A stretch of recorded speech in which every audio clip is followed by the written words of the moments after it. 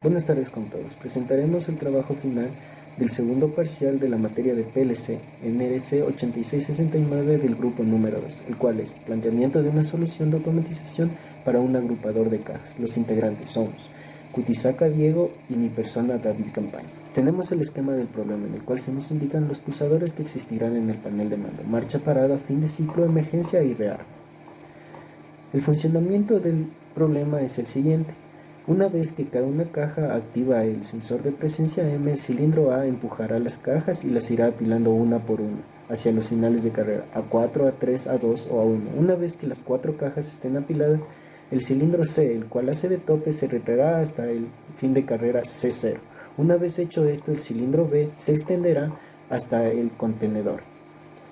Llegado aquí, se retraerá hasta B0, que sería su posición inicial. El cilindro C se extenderá hasta C1 y este sería un ciclo de funcionamiento de nuestro sistema. Tenemos 7 puntos a considerar. El modo de funcionamiento automático iniciará con marcha. El paro en estado terminado, el cual es un estado de pausa del sistema, lo indicaremos con el pulsador parado.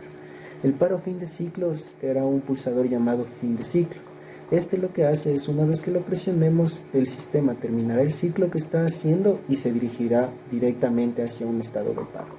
Paro de emergencia detendrá todo el sistema. Puesta en estado inicial será un pulsador llamado rearme. Una vez que el sistema haya entrado en emergencia, al presionarlo nos permitirá poner todo en un estado inicial y enviarlo al estado de paro. Hay que agregar luces indicadoras para indicarnos en qué estado se encuentra el sistema. Además, se nos pide considerar condiciones para un seguro funcionamiento del automatismo. Esto quiere decir que debemos considerar todas las condiciones y funcionamientos de los cilindros, los cuales nos permitirán tener en todo momento un funcionamiento seguro. Ahora presentaremos la guía GEMA. En esta lo que se nos indica es cada uno de los estados en los cuales se encontrará nuestro automatismo, empezando por parada en el estado inicial, donde se refiere a que el sistema está energizado pero no en funcionamiento. Una vez que presionemos marcha, irá al funcionamiento automático. Una vez que presionemos parada, nos irá a parada pedida, parada obtenida. Este es un estado de pausa del sistema. De este saldremos presionando marcha. También tenemos el pulsador de fin de ciclo, el cual nos llevará a 2, que es la parada pedida final de ciclo, y posteriormente regresaremos a 1 para de nuevo presionar marcha y regresar a un sistema con el funcionamiento automático. También tenemos el pulsador de emergencia, el cual nos llevará a parada de emergencia y posteriormente a preparación posterior al defecto. De este solo saldremos al presionar rearme, el cual nos llevará a una puesta en estado inicial a 6. Esta llevará a un estado inicial el proceso. Una vez conseguido esto, nos llevará directamente hacia A1, que es el estado de paro de nuestro sistema. Ahora presentaremos el diagrama esquemático. En este lo que se desea representar son las conexiones de entradas y salidas y además los módulos que se nos hicieron necesarios para poder conectar todas estas. Tenemos en las salidas las electroválvulas que necesitamos para controlar cada uno de los cilindros, las luces indicadoras que nos muestran en qué estado está el proceso y todas las entradas que necesitamos para conectar. Tabla de asignación de variables. En este caso tenemos 59 ítems, de los cuales del 1 al 15 serán entradas digitales, en los cuales se representan los pulsadores finales de carrera y el sensor de presencia M. En salida digital son del 16 al 25, aquí se encuentran todas las electroválvulas y las luminarias. De la 26 a la 59 son todas memorias, representan las etapas que utilizamos para realizar el GraphSync. De las 55 a las 59 lo que tenemos son relés autoenclavadores. Estos nos permitirá uno de ellos indicar el fin de ciclo y los otros 4 que nos quedan son los que nos ayudarán a indicar qué cajas se encuentran apiladas. Bien, con respecto al GraphSet, se va a partir de una etapa de reposo o etapa 0 que tiene ligada la luminaria L-paro. Y para activar una etapa 1 se necesita que esta etapa 0 esté activa y la condición de transición marcha también esté activa. A partir de la etapa 1 hasta la etapa 9 se va a dar la producción normal del automatismo y por tanto se va a poder pedir ya sea una parada de emergencia o una parada en estado determinado. En la etapa 1 no se colocó la parada en estado determinado, dado que en esta etapa el automatismo, aunque se encuentra funcionando, no está realizando ninguna acción. solo está esperando a el cumplimiento de las condiciones iniciales para permitir a la etapa 2 extender el cilindro A.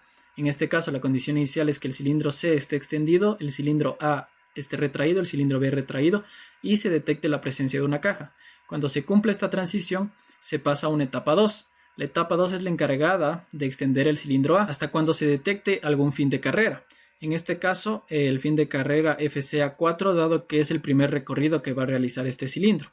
Entonces, para llegar a este fin de carrera, se va a pasar por el fin de carrera A1, A2, A3. Y para evitar que el cilindro, mediante la activación de alguno de estos fines de carrera, se detenga y deje la caja en una posición que no le corresponde, dado que no se ha llegado al extremo del fin de carrera A4, que sería la ubicación para la primera caja, se han utilizado memorias. En este caso se setean la memoria SA, en este caso MB y en este caso MC. Entonces la condición de transición de todas estas etapas están basadas en estas memorias y en los finales de carrera respectivos. Etapa 3 se necesita que el fin de carrera A4 esté activo y todas las memorias desactivadas. Entonces se pasa a una etapa 3, es una etapa donde el cilindro A va a estar retrayéndose y cuando se llegue a A0 se va a volver a ir a 1. En A1 se va a volver a evaluar las condiciones, se va a pasar a una etapa 2 y la etapa 2 ya no podrá llegar a una etapa 3 dado que MA se seteó y ya se encuentra en 1. Entonces su única opción es llegar al cilindro A3. Llegar al fin de carrera A3 que activa la etapa 4. Y asimismo se repite el funcionamiento para la etapa 5 y para la etapa 6. Una vez en la etapa 6 se evalúan que las otras 3 marcas o 3 memorias estén activas y se activa una cuarta marca que tiene que ver con la cuarta caja que se va a posicionar, que se va a agrupar. Cuando se cumpla eso y el cilindro A llegue a su posición inicial, se va a pasar a una etapa 7. La etapa 7 va a retraer el cilindro C, va a retraerlo hasta que se detecte la activación del fin de carrera C0, que activaría la etapa 8, que es la encargada de extender el cilindro B para colocar las cajas en el contenedor y por lo tanto en esta etapa también se resetean todas las marcas o las memorias usadas para la identificación de cada caja en los finales de carrera mencionados anteriormente. Una vez que el cilindro B llegue a su posición máxima, se va a pasar a una etapa 9 que va a activar el cilindro C tope una vez que el cilindro B ya haya retornado a su posición inicial. En cada etapa desde la 1 a la 9 se puede setear mediante el fin de ciclo, el botón fin de ciclo, se puede setear la marca paro fin de ciclo, ya que dependiendo de esta marca se va a ir a la etapa 1 para un funcionamiento automático o a la etapa 0 para un funcionamiento o un manual mediante el botón de marcha. Desde la etapa 10 a la etapa 25 se tienen todas las etapas de paro usadas para cada estado del automatismo y la etapa 26 y 27 se encargan de la etapa 26 del paro de emergencia, la parada repentina que se puede dar en el automatismo y la etapa 27 es la encargada de verificar las condiciones iniciales, es decir, un rearme de nuestro automatismo de los cilindros usados. Bien, con respecto al programa en ladder, en este caso se tiene 4 partes principales. La primera parte está compuesta por la programación de todas las etapas, desde la etapa 0 hasta la etapa 27. La segunda parte está compuesta por las acciones en torno a las memorias, es decir, a la memoria marca paro fin de ciclo, la memoria MA, MB, MC y MD, que se explicaron anteriormente en el GraphSet. La tercera parte está compuesta por las acciones de los cilindros, el cilindro A, el cilindro B y el cilindro C, y la última parte está compuesta por las luminarias y su configuración. Bien, ahora con respecto al funcionamiento de nuestro programa en ladder, para la agrupadora de cajas se parte de una etapa 0. La etapa 0 activa la luminaria Q6, que como podemos ver en las etiquetas es la luminaria de paro, y comenzamos con nuestra producción normal, es decir, con I1. Entonces, comenzamos con I1, que es una etapa de espera, dado que para pasar a I2 se necesita que las condiciones iniciales se cumplan y adicionalmente se necesita la detección de una caja. Se detecta una caja, se comienza a extender el cilindro A, es decir, I3 se desactiva y la caja comenzaría a pasar por el fin de carrera A1, A2 y A3, pero no los activa dado que primero debe estar activo el fin de carrera A4 y la marca correspondiente. Se activa el fin de carrera A4, se mantiene activado y el cilindro comenzará a regresar hasta volver a su posición normal. Entonces se vuelve a repetir este procedimiento para las 3 cajas restantes.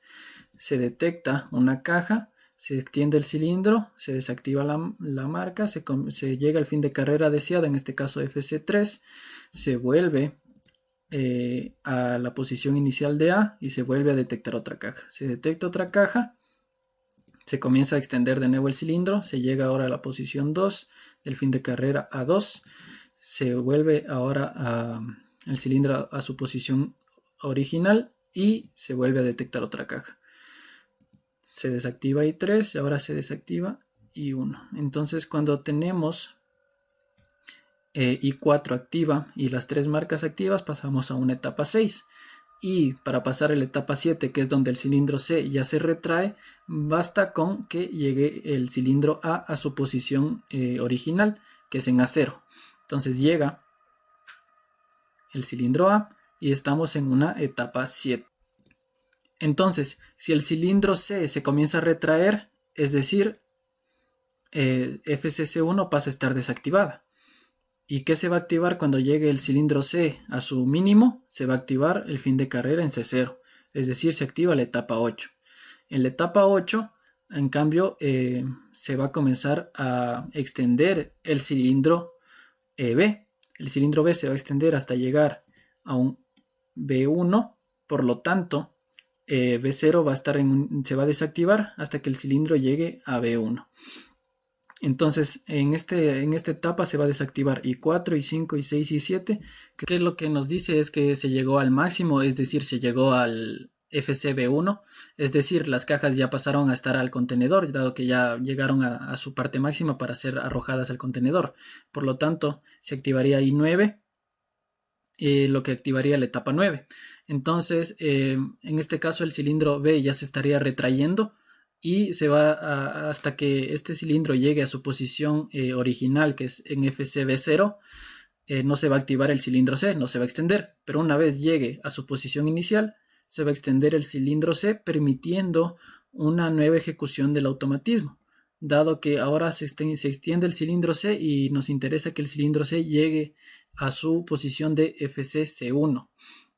Se llega a esta posición y se vuelve el automatismo a su funcionamiento automático.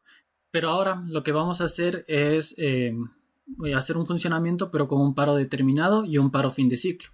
Entonces, digamos, activamos, se detecta una caja, se extiende el cilindro, llegamos en este caso a la posición máxima, que es FCA4, y estamos en una etapa 3. Ahora pulso paro determinado y estamos en una etapa de paro donde el programa está esperando a que sea pulsado marcha para volver a la etapa donde se quedó. En este caso, como nos quedamos en la etapa 3, pulso marcha, volvemos a la etapa 3, pero en la etapa 3 es la etapa donde el cilindro A se encuentra volviendo a su posición original.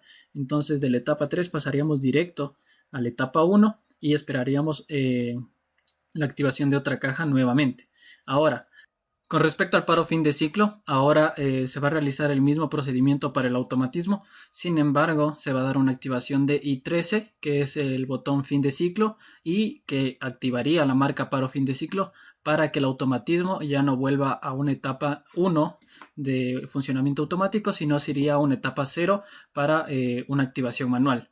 Entonces voy a realizar todo el procedimiento para el automatismo.